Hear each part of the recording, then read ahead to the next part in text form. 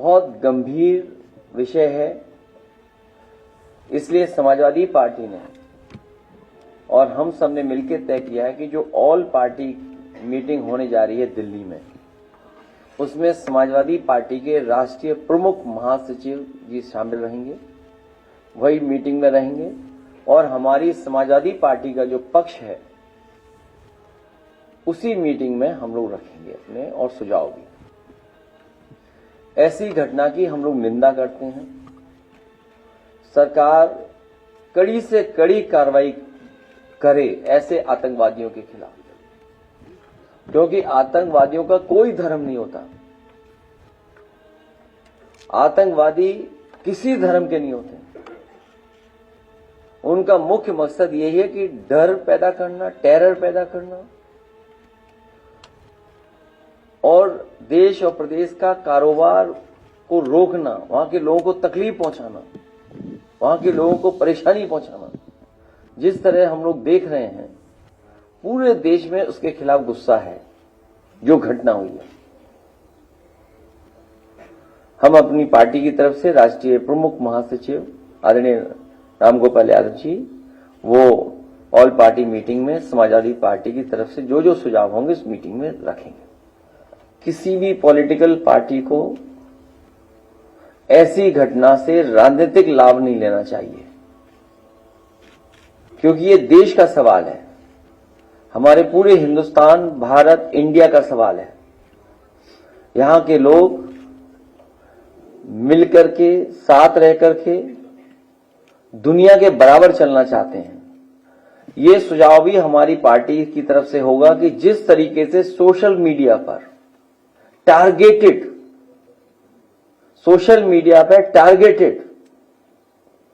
और एनिमेशन के साथ साथ पॉलिटिकल पार्टी के लीडर्स भी कि समाज में कैसे जहर घोलें या किसी लीडर के बारे में कितना गलत कह सकते हैं या तस्वीरें बनाने की बात, अगर वो भी चल रहा है तो ये भारत सरकार की जिम्मेदारी है कि ऐसी चीजों को रोका जाए।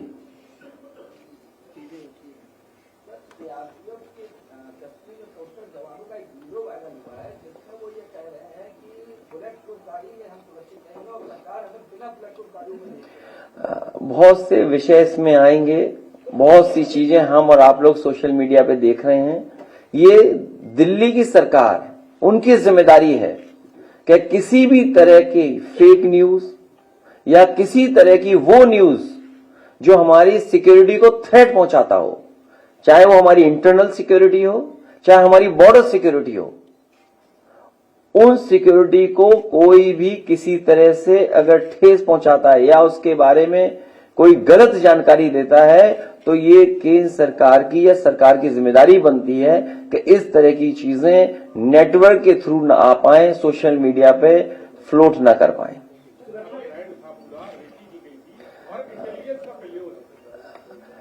क्योंकि बहुत से विषय,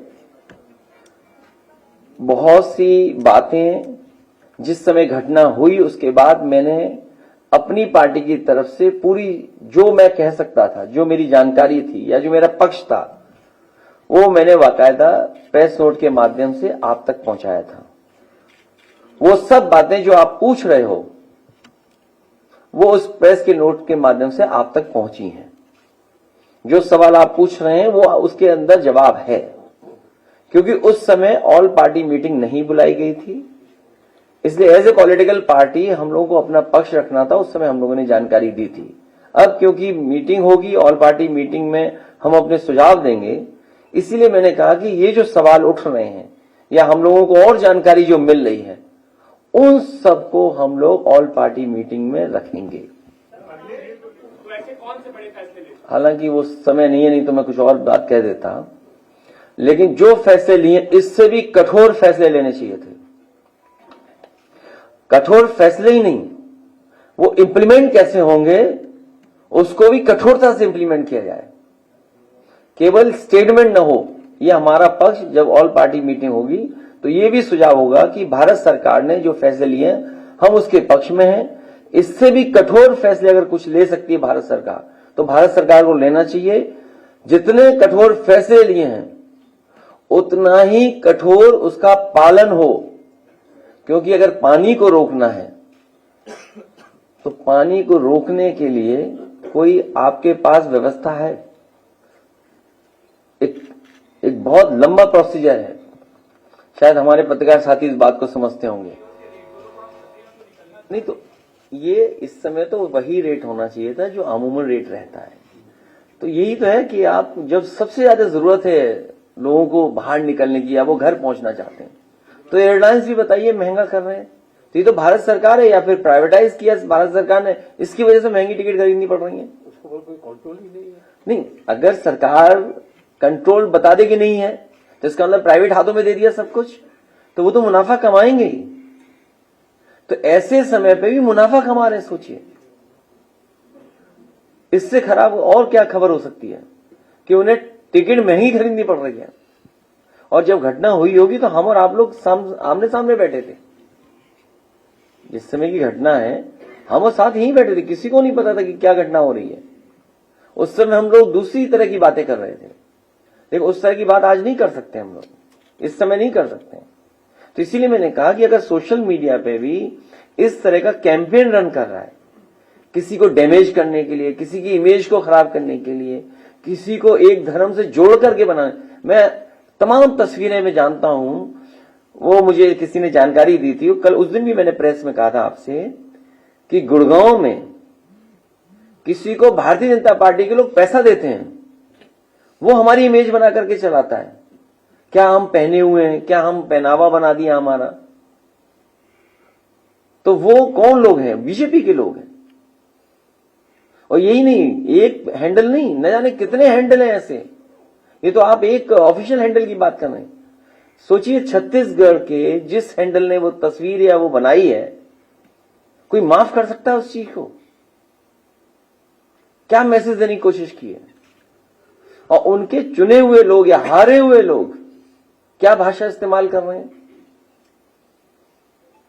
तो इनके पास कुछ बचा नहीं है, बीजेपी के पास झूठा ही प्रचार करेंगे।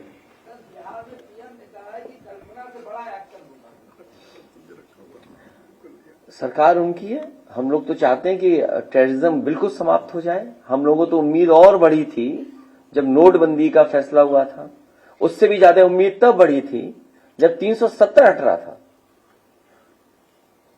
और उससे भी ज्यादा उम्मीद इसलिए बढ़ी कि सब कुछ अपॉइंटमेंट उन्हीं के हैं। हर फैसला मनमर्जी से लिया गया है। जो फैसले वहां हुए हैं भारतीय जनता पार्टी ने अपनी मनमर्जी से लिए हैं। उसके बावजूद भी इतने लोग शहीद हो जाएं, इतने टूरिस्ट शहीद हो जाएं, इससे ज्यादा दुखद घटना कोई नहीं हो सकती। और जिन्होंने अपने परिवार के सदस्यों को खोया है, अब वो कभी वापस नहीं आएंगे। वो खो दिया तो अब हमारे से वो दूर चले गए। तो इसका जवाब भारतीय जनता पार्टी के पास नहीं है। देखिए, इंटरनल सिक्योरिटी और बॉर्डर सिक्योरिटी, इन दोनों मसलों पर पूरा भारत, पूरे पॉलिटिकल लोग एक हो जाते हैं। टेररिस्ट का सवाल हो, पूरा देश सरकार के साथ खड़ा होता है। तो आखिरकार जिम्मेदारी तो सरकार की थी। और पूर्व में भी ऐसी घटनाएं हो चुकी हैं, उन घटनाओं से क्यों नहीं सबक सीखा सरकार ने? पूर्व में भी सिक्योरिटी लैप्सेस हुए, पूर्व में भी इंटेलिजेंस फेलियर हुआ है, पूर्व में भी बड़ी बड़ी घटना हुई हैं चुनाव से पहले। उन घटनाओं से सबक क्यों नहीं सीखा? और दुनिया में अगर इस तरह का संदेश जाएगा तो स्वाभाविक है भारत की छवि खराब होगी।